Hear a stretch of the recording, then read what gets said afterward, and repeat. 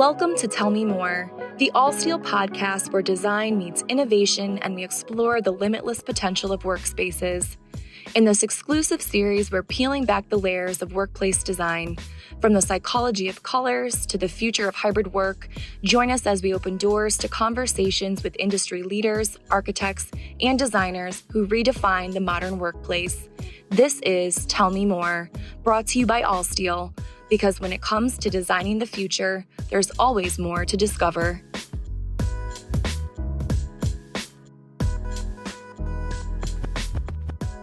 Welcome to the Tell Me More podcast. My name is Jordan Arnold, and I'm a senior workplace advisory manager at All Steel, and I'm sitting here with two lovely individuals that I would love to have introduce themselves. So, Andrea, I'm going to throw it over to you first. Hi, everybody. I'm Andrea Gauss. I'm also with All Steel, leading the workplace advisory and a couple other teams. And we're just excited to talk to you about the evolution of technology. But I'm going to hand that over to Sherry to introduce herself.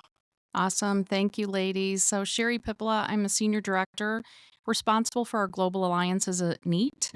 And NEAT has been around since 2019, launched a very innovative, targeted company that's focused on innovation in the workforce, solving a lot of room problems that people are always dealing with or have been dealing with in the past. Some industry mavericks. Started NEAT based in Oslo, Norway, and very excited to be partnering with you all and talking about this today.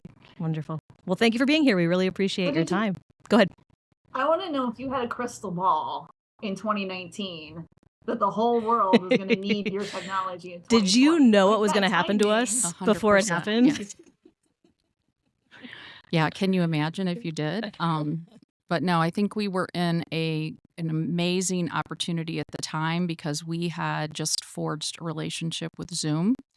And so as folks had to try to figure out a new way of working, we were in the perfect spot because we were also focused on how to get technology deployed in an easier fashion because you don't have a lot of people in these offices now. Right. And then in 2022, we then kicked off a relationship with Microsoft around Teams. So really hitting those collaboration platforms, but really focused on when you go in the room, you shouldn't have to really know that the technology's there. You should be able to have conversations like we're having today and not really worry about it.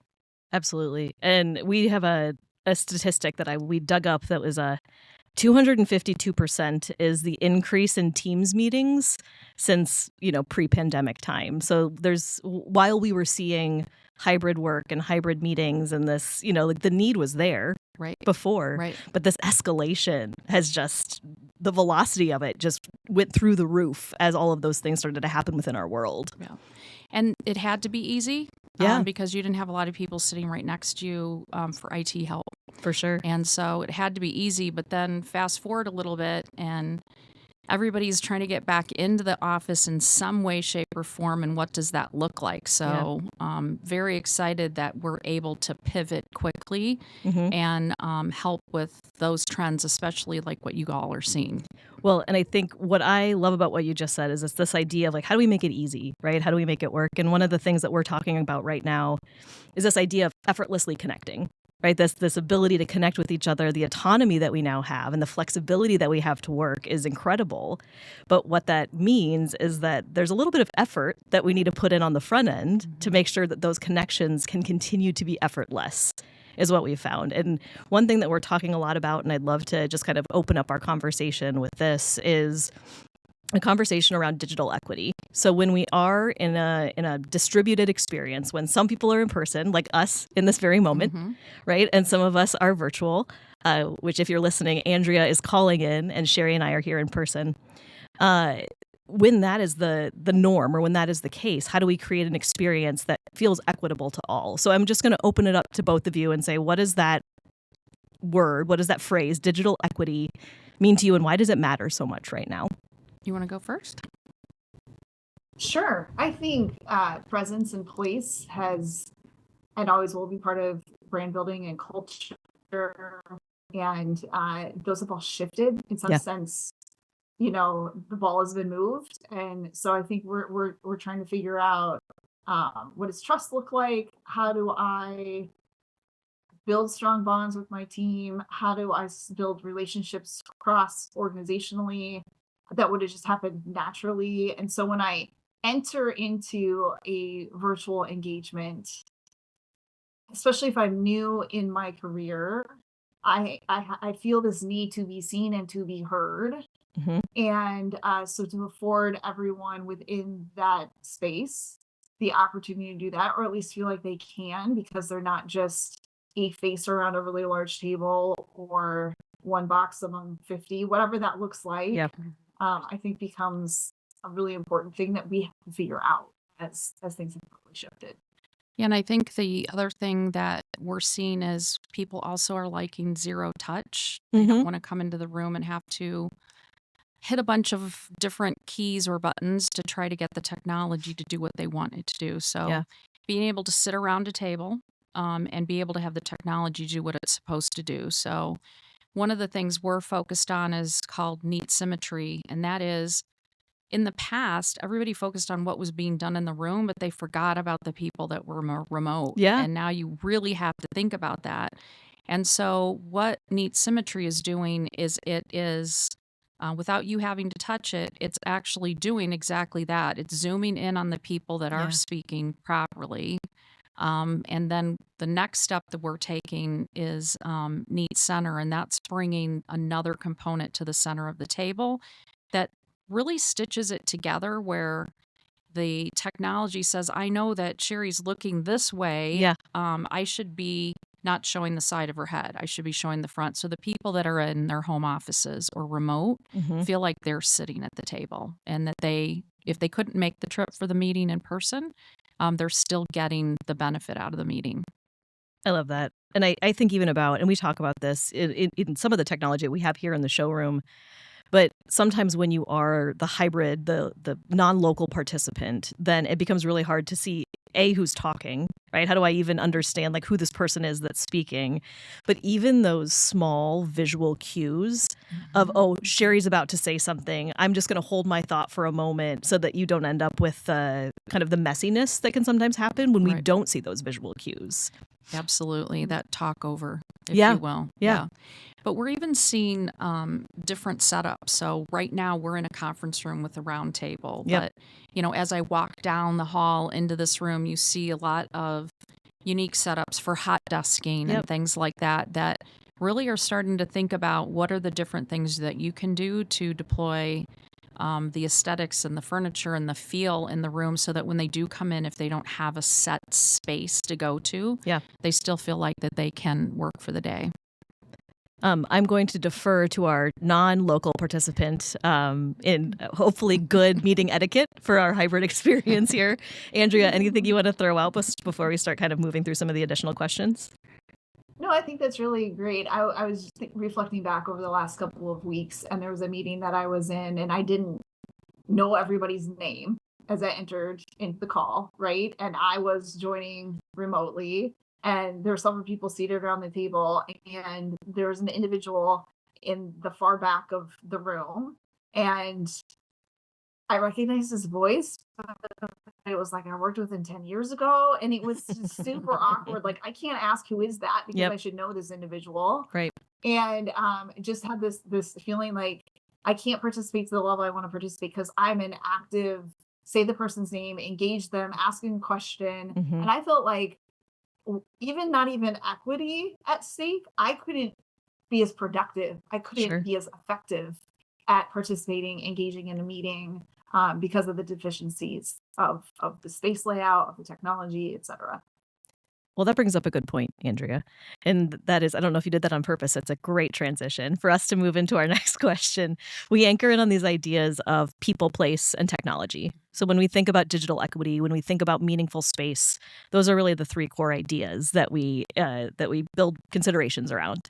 And so I think there's a pretty obvious connection when we think about NEAT in the tech space. Right. So you've mentioned a couple of things as it relates to like the ease of touching a button when you step in the door, the simplicity of the tool. What are some of the considerations on the tech side when we think about an equitable experience? Right. I think, knowing the size of the room and making sure you have the right technology to Yeah. cover that. Because, even if the video goes out, which can happen. You know, we're all dealing with bandwidth issues sometime from an internet perspective. Audio has to stay going, so audio is a big piece of it. But also, how are you getting those rooms scheduled? How are you allowing your users to book time to get a space? And so, you know, a couple things that, you know, you've got one right outside the wall of this room. I've got one sitting on the table here, but just being able to have the scheduler available so that people can have a visual cue that either the room is available or not, or go into the scheduling tools and book rooms so that folks know they have a place to land for the day. And then when you're in the room, being able to focus on some of the unique things that you have to worry about. So right now you've got glass, you know, along that wall. We've got curtain here hiding another glass. But that, you know, you have to think about those things when you're deploying so that you make sure that the room sounds good. And then from a, you know, hot desking really is taking off for people to come in for the day. What tools are you going to give them? So you have one sitting right next to you. That's the Neat Frame. Do you need Vanna? Yes. Right here. And that is a tool that you can use in home offices, but also in hot desking, kiosks, that type of thing. You go in, you sign in with your own credentials, and it takes on your persona for the day. And then you can have amazing video experiences wherever you work. And just being able to have the setup and the ability with the comfortable seating and everything that you need to have in the room for these meetings as well. That's great. And I think about also... Go ahead, Andrea. Go ahead. No, you Those go. Cues. I didn't see that you were about ready to talk. I know, I'm in the corner here. It's hard for me to show you. You go first. But I was just going to say, you know, thinking about impracticality here. So last week I had a conversation, you know, I was taking at my desk, and partway through I realized, you know what, I need a little more privacy. So as I'm in the middle of this conversation, I walk down the hall, and man, I'm like, I wish I had a room scheduler so I could see if I'm going to interrupt or someone's going to interrupt me. Because so more than often, I think it's not for the day. I think it's for moments throughout our day as we move in and throughout the space. And then to think through, okay, as I'm on this call, how do I engage the technology? So having something like what you were just talking through right there that I can just quickly, effortlessly connect with, I think is a key to just enabling the next step, enabling the right conversation. I didn't have to say, you know, I'll call you back later. So those things become vitally important to effectiveness. Yeah, and I think, you know, question for you guys, what are you seeing kind of collaboration spaces, the open spaces? Are you seeing that quite a bit? And what's the trends that you're kind of seeing? You want to start? Unenclosed? Is that what you mean? Yes. Open, Yeah. Sherry? Yes. I think there's a lot of experimentation happening. I think that we're seeing more enclosure, frankly, than we had certainly pre-pandemic. People are trying to provide additional enclosed spaces from an acoustics perspective. I think part of that is we're still figuring out all the use cases for the office. We've been talking a little about as people come into a space for a day, come into their workplace, they're coming in with intention, right? And so this is what I do. I look at my calendar for the day, for the week, and I'm going to go in because I'm going to take care of business across these specific areas. And I'm looking to collaborate. I'm looking maybe to mentor. I'm looking to focus, etc. And so people are still figuring out when, how, where are they going to go into the office, and what are the spaces that we can really look to enable. And we believe that corporate real estate really needs to enable innovation, socialization, collaboration, and those kind of water cooler moments of networking. And a lot of those happen out in the open. So I think I don't think people have landed on what the right solution is yet, because there is still tension in that, particularly the tension of acoustics. But I think people are really looking for something that can work. And I think historically, those things often happened in the same place too, right? Like we socialized, we ran into each other, we had collaboration, and we had innovation all in this kind of assumptive shared space.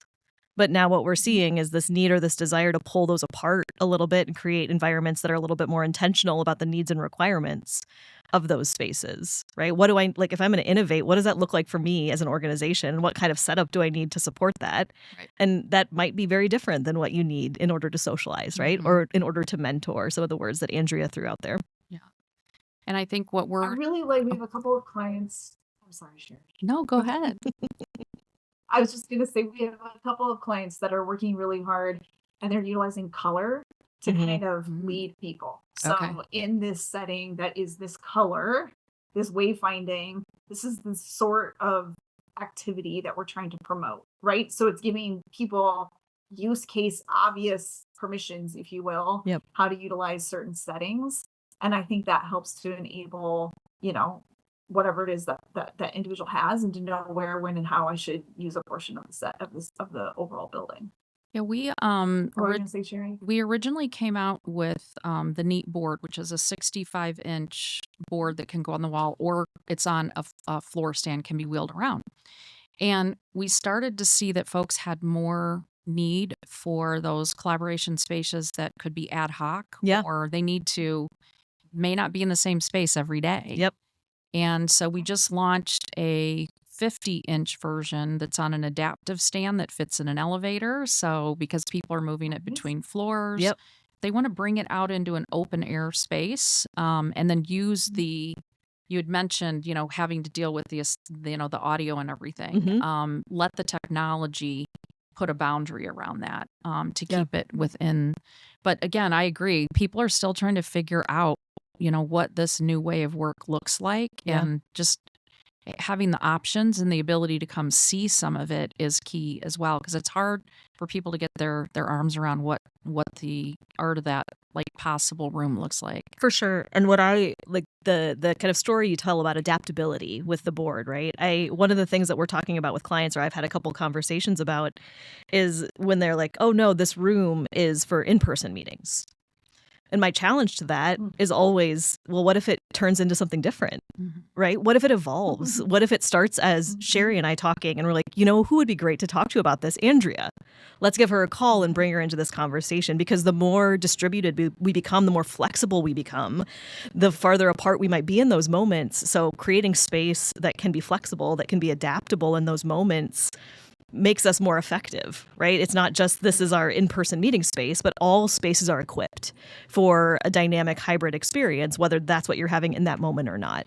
Right. And the adaptive stand moves up and down. So the other thing that we've seen is we're sitting right now, but what if we want to stand? Sure. What if it needs to be accessible for somebody that might be in a wheelchair? Yeah. How do we make sure that we're giving access to the technology for whoever needs to use it, but still always thinking about the person on the far end, that they have to be able to brought in at a moment's notice if need be.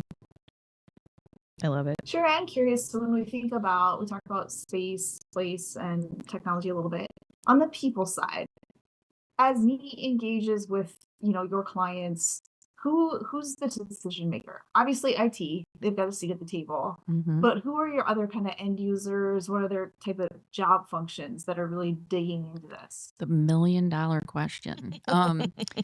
It depends on where the customer's at in their journey. So if they are building a new build out, you're really going to have more facilities involved in that, corporate real estate, those types of folks as well, if we can get on the front end of that decision making. Yeah.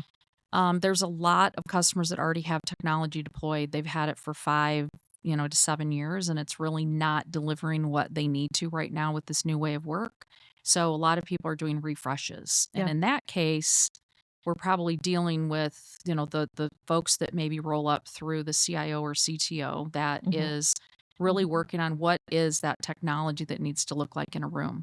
But we're also seeing lines of business where you may find someone that's frustrated because their company doesn't have the plan built yet. Right. And they go off and make a decision just for their team to try to make sure that they can have collaboration as well, which is not the most ideal. But it's a few different variables that we're seeing come into play. We're seeing a lot more facilities, though, get involved with these decisions up front, because a lot of it is not just I need to change the technology in the room, but they may have to change what else is in the room, including the furniture setup. It's a bigger conversation, right? It's more integral to the experience than it used to be because of kind of the new way that we're working.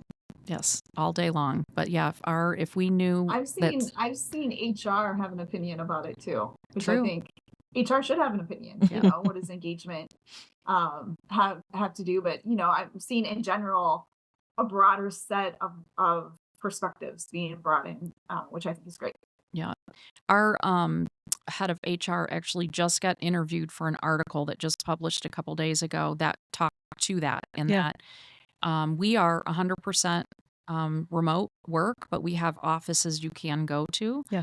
But when we're even hiring, a lot of what she focuses on is hiring is a lot of people that we're interviewing are asking what technology we have for them. Mm-hmm. And they're making that part of their decision-making process on whether or not they want to come to a company or not. Well, and that bodes well for you guys. Yes. I would imagine. Yes. Like you have a good answer to that one. Yes. So we've got a couple minutes left, so I just kind of want to jump to looking forward, looking ahead to the future. You've mentioned a few different tools that you're really excited about from Neat. I would love to hear from you kind of what you see as what's on the horizon when it comes to technology and the support of the hybrid experience. Where do you see us headed? So I mentioned the new board that's coming out that's literally going to start shipping in a couple months. So we are very excited to see where that takes us. Yep. Based on our research and what we're getting from customers, we feel like that's going to be an amazing innovation. And I talked about Zoom and Teams, but we're also working with partners like Miro and AppSpace that are going to be able to deploy their applications on our devices, which helps out even more for what customers are trying to do when they're in the room. Are you really looking to do a full Miro board in the session, making sure that you have technology that can support that. Talked a little bit about Neat Center, which is solving more. It's like we solve some of the problems, more present themselves. So we're bringing more technology out for that. We're spending quite a bit of time with our customer council to really get some feedback that now that people, you can kind of say people are back for like a good year and a half-ish. What have they seen and now what do they still need? And that's what we're really going to be focusing on is bringing more apps to the devices, but continuing to focus on in-the-room innovations. If you had to put some money on like what they're saying, what do you think it would be? Like, what do you anticipate that they're still struggling with? I think they're still struggling with the fact that a lot of this is not budgeted. Sure. And that they have this vision and they know that there's solutions out there that they want to deploy.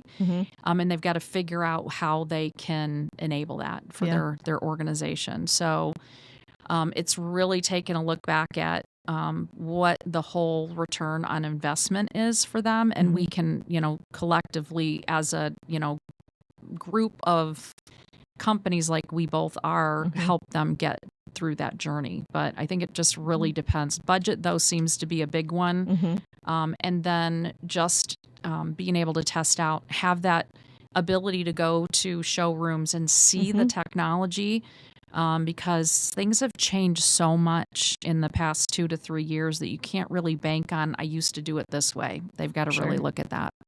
Well, and I even think about in our industry, there can be a gap between like, I know I need to do this thing, but how the heck do I do it? Right. What are the steps that I need to go after? Who do I need to talk to? Who should I be connected to? So any way that we could find to help close that gap, I think is really powerful. Well, and partners are a big part of it because I spent a week up in Canada visiting some customers a couple weeks ago, and they said, look, we are ready to move.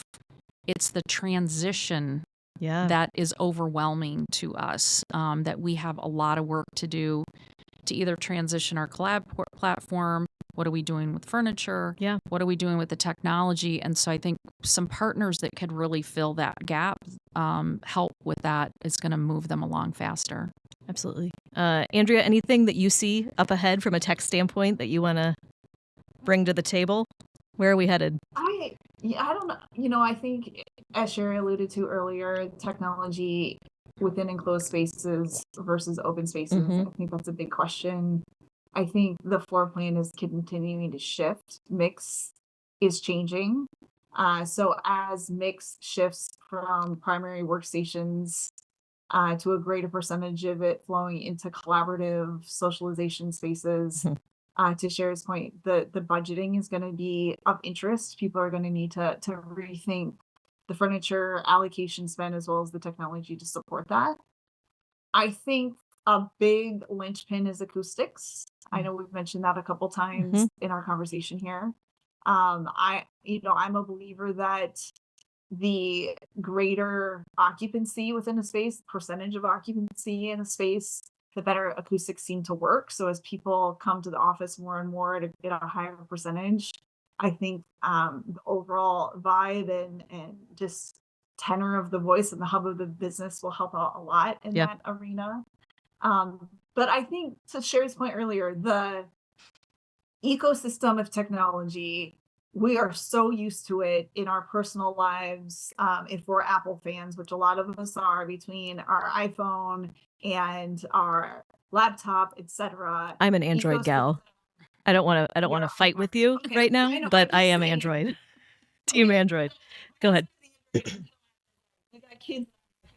Somehow we gotta make this work. But I think the point, whatever the system, the ecosystem, the interconnectivity of it, I think Sherry is right on with me and saying, working through what are the partners. We want to be able to have it be effortless, and that is the key. And so no matter if I'm walking into conference A, B, C, or open setting, I can figure it out, and it's easy. Yeah, and it's interesting because you mentioned kids. How you grew up, what you're used to using, and a lot of that is changing as well. So you look at, I've one that just graduated college, one that's still in college. What were they given to use in high school, and what do they use in college is dictating a lot of what they think needs to happen, because that's the comfort level to them as well. So I think looking at the different collaboration platforms that are out there that we can make sure that we can deliver for when the need is there is going to be a big one. Absolutely. So I think we're wrapping up here. Any final words or meaningful statements from the two of you before we say farewell on this subject? That feels like a lot of pressure. Quick, be meaningful. Yeah, I think that seeing is believing a lot of times.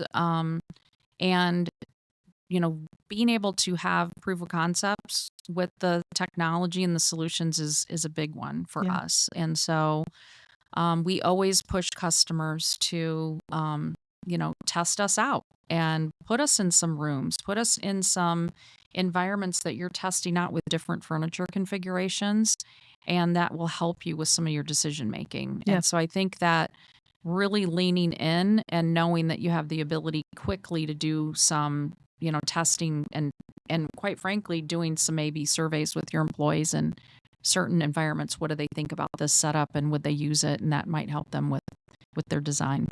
Yeah. Andrea, anything meaningful from you? Additional. Sorry. First time. I think just on the journey we've been on in general, when we think about shifts in real estate or workplace strategy, just this shift from how am I going to utilize space, maybe maximize my space, to how do I make it uber effective and uber adaptable. And so I think that mindset shift, obviously affecting the space as well as the technology, is the sweet spot of that conversation.